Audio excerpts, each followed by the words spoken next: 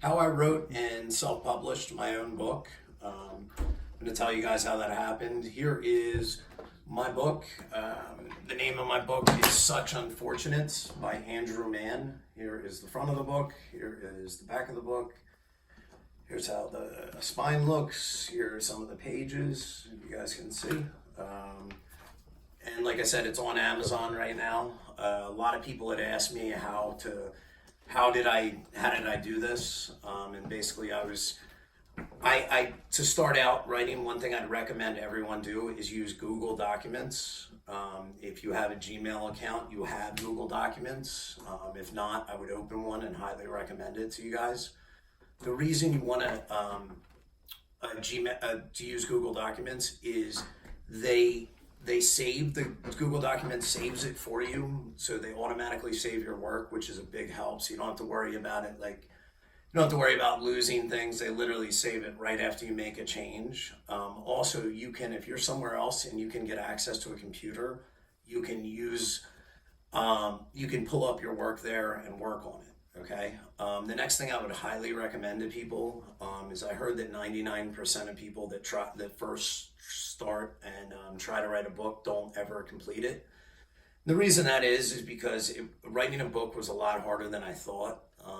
And to be able to do it, I really had to be motivated. So one thing before you decide to write a book, I would absolutely make up your mind that you're gonna do it. And by doing that, what I mean is try to write some every day, even if it's a couple sentences, a paragraph, whatever it is. Try to do something every day that'll keep it fresh in your mind. It'll keep you motivated to do it.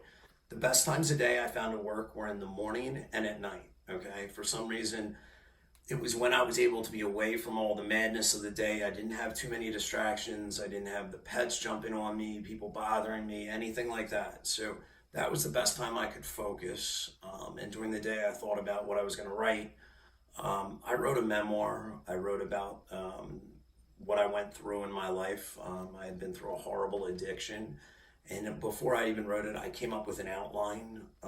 And I was able to beat my addiction, basically, and change my life through some amazing angels that entered it. And some people had said to me, you know, I wrote like an 8-page thing, and I gave it to a therapist one time, and she said, this is amazing work. You could probably help save people's lives with this. So you really need to get this book out there. So that's kind of what motivated me to do it. I saw a lot of close friends had died, and I believe I can help them. And so I decided to do it, and I made up my mind no matter what I was going to do it. And so every day I would write some in my book. And the further along I got, the more motivated I got to writing. And I would also recommend on Google Documents, there are things called add-ons, which you can find a site that looks at grammar, an important thing. Like you can also download Grammarly, and it will check your writing for you. The sentence structure, not just the spelling and stuff like that, but the sentence structure. Once you get finished writing your book, okay, and you're going to look it over and you probably might think to yourself, you could even edit it. I did. Being a fool, I thought I could edit it my own before I sent it to Amazon to be reviewed. And I would highly, highly recommend you hire someone to help you do that. The reason is I hired an editor, and I went to this site called Upwork.com. I put a post on there, I explained my book, and I said I needed someone to edit it. And within an hour, I had 11 people come back and make offers to me. Some were at the same amount I said, some were more, some were a little less. You can read reviews of other people that have dealt with those people, and whatever one comes to you and you feel comfortable with, you can hire that person. So I did. I sent her a copy of the book from the Google Documents. I sent her my manuscript. And in the first 100 pages, she found over 11,000 errors. So the reason I'm telling you this is because I want you guys to know that no matter how good you think you've edited, whatever computer program you've worked, run, it's still, I would recommend getting a professional to edit your book, okay? When she sent me back the copy of that, I had to create a cover, and there's a lot of sites you can do this on to create your own cover. You can go on, you can learn. I didn't know anything about it. I came up with an image, as you can see right here. I don't know if it's backwards in that, This is what the back looks like. My wife she liked that picture, so I put that on. But, I wanted it to be a little bit different than all the other ones I saw out there. And I like this image. It's kind of someone drowning and reaching their hand up for help, which if you read my book, I hope you guys do, describes my life very well, and what happened. So I found this cover, and then I went and downloaded something called Kindle Create. It's free to download, and you upload the edited manuscript to that. Kindle Create will show you what your book is going to look like on a Kindle or any reading device, and you can go through and edit it from there. You're going to want to add a table of contents with them and link it to them. You're also going to want to follow Amazon's instructions on how to format a book. Now, I didn't know what the hell that meant, but they're talking about the margins, the spacing, whether you're double spacing, single spacing. You don't want to use tab when you're trying to push over titles to chapters of books or things like that. You really want to center align it, and they will give you, when you go to Amazon, how to properly format your book.